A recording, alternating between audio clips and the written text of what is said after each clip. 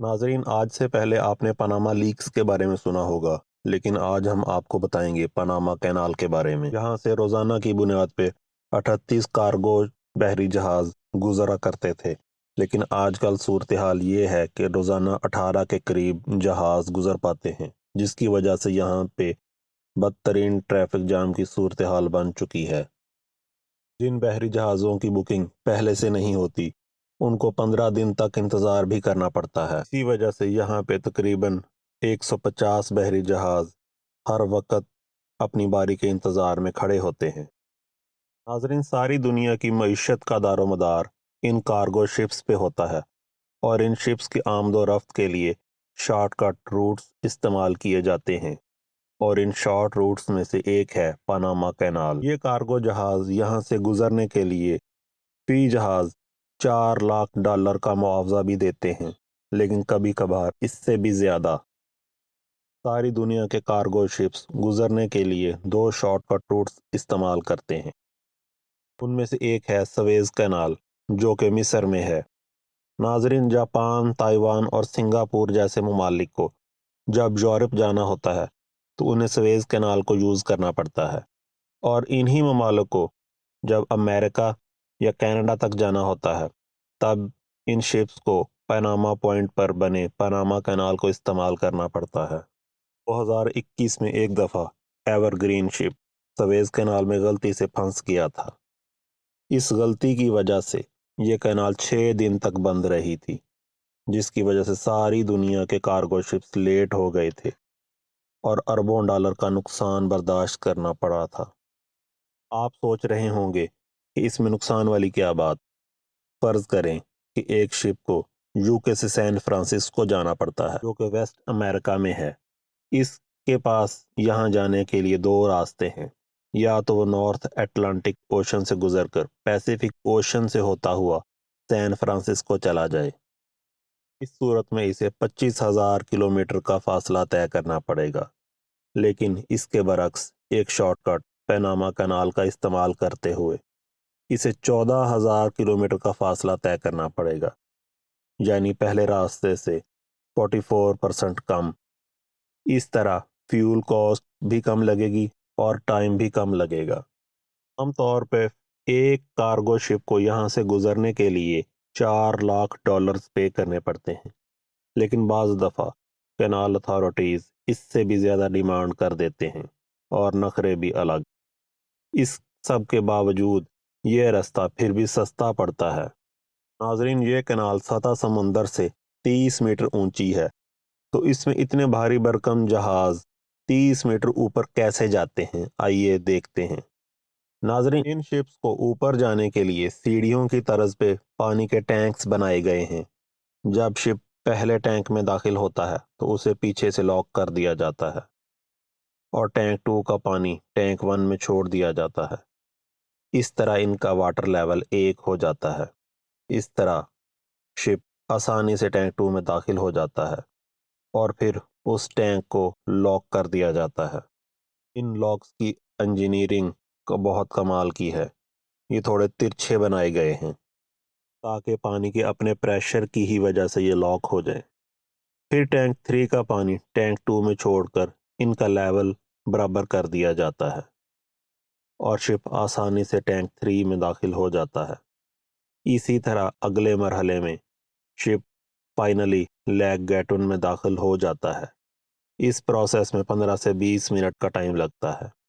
اس کے بعد شپ کو لیک گیٹن کو کراس کرنے میں 11 گھنٹے لگتے ہیں، اور جب دوسرے کوسٹ پر پہنچتے ہیں تو اسی پروسیس کے ذریعے شپ کو 30 میٹر نیچے اتار کے سی لیول پر واپس لے آتے ہیں۔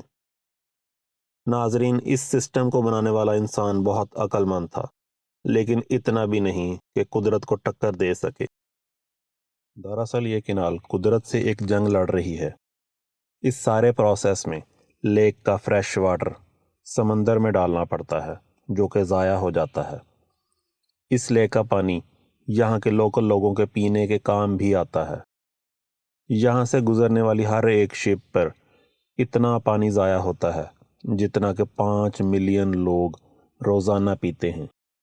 اور ایک دن میں یہاں سے 38 شپس گزرتے۔ ایک گیٹن میں جو پانی جمع ہوتا ہے وہ آس پاس کے پہاڑوں میں جو بارش ہوتی ہے ان بارشوں کی وجہ سے آتا ہے۔ 110 سال پہلے جب پاناما کینال بنائی گئی تھی تب یہ سوچا ہی نہیں تھا کہ اگر بارشیں کم ہو گئیں تو پھر کیا ہوگا۔ یہاں بارشوں پہ کیے گئے سروے کے مطابق ہر 7 سال بعد یہاں بارشوں کا سلسلہ کم ہوتا جا رہا ہے۔ 2023 میں بھی بارشیں نہیں ہوئی تھیں اور اب 2024 میں بھی بارشیں کم ہونے کی پیشن گوئی ہے۔ کینال سے ان لوگوں کو $432 بلین کی سالانہ کمائی تو ہوتی ہے، لیکن اب صورتحال کچھ اس طرح ہے کہ یا تو لوکل لوگوں کو پینے کا پانی فراہم کیا جائے گا یا کینال چلائی جائے گی۔ پانی کی کمی کی وجہ سے جہاں 38 شپس گزرتے تھے اب وہاں روزانہ 18 شپس گزر پاتے ہیں، اور جن شپس کی بکنگ پہلے سے نہیں ہوتی ان کو 15 دن انتظار کرنا پڑتا ہے۔ اسی انتظار کا اثر پوری دنیا کی معیشت پہ پڑ رہا ہے۔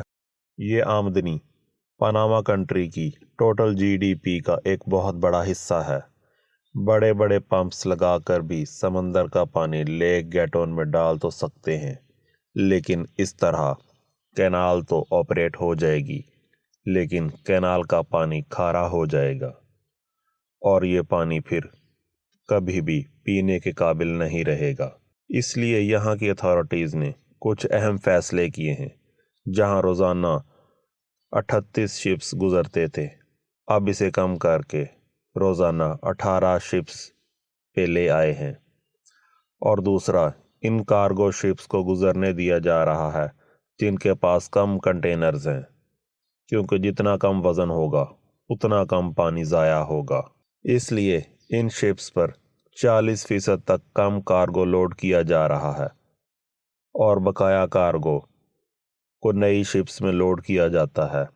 اس طرح یہاں سے گزرنے والی شپس کی لائن لگ جاتی ہے۔ یورپ سے ویسٹ امریکہ یا ایسٹ امریکہ سے ایشیا کے روٹس پہ کافی ڈسٹربنس پیدا ہو گئی ہے اور کارگو شپس کی بکنگ 3 مہینے پہلے کروانی پڑتی ہے، یعنی جو چیزیں ابھی تیاری کے مراحل میں ہیں ان کی ڈیلیوری کے لیے پاناما کینال پہ بکنگ پہلے سے کروانی پڑتی ہے۔ اب اس مسئلے کو حل کرنے کے لیے مختلف پرپوزلز دیے جا رہے ہیں جن میں بایو اوشینک کوریڈور بنائے جائیں گے، جس میں شپس پہلے سے ایک کوسٹ پر کنٹینر ان لوڈ کریں گے، پھر یہ کنٹینر ٹرین یا ٹرک پہ لوڈ کر کے دوسرے کوسٹ پہ لے جائیں گے اور وہاں دوسرے شپس پر لوڈ کر کے آگے جائیں گے۔ لیکن ساؤتھ امریکہ کے ویسٹ میں اینڈیز ماؤنٹین رینج ہے جو کہ 9000 کلومیٹر لمبی ہے۔ اس کے بیچ میں روڈ نیٹ ورک یا ریل ٹریک بنانا ناممکن ہے۔ ایسا ہی ایک کوریڈور نارتھ امریکہ میں ایک جگہ بنایا جا رہا ہے جو کہ صرف 190 کلومیٹر چوڑا ہے۔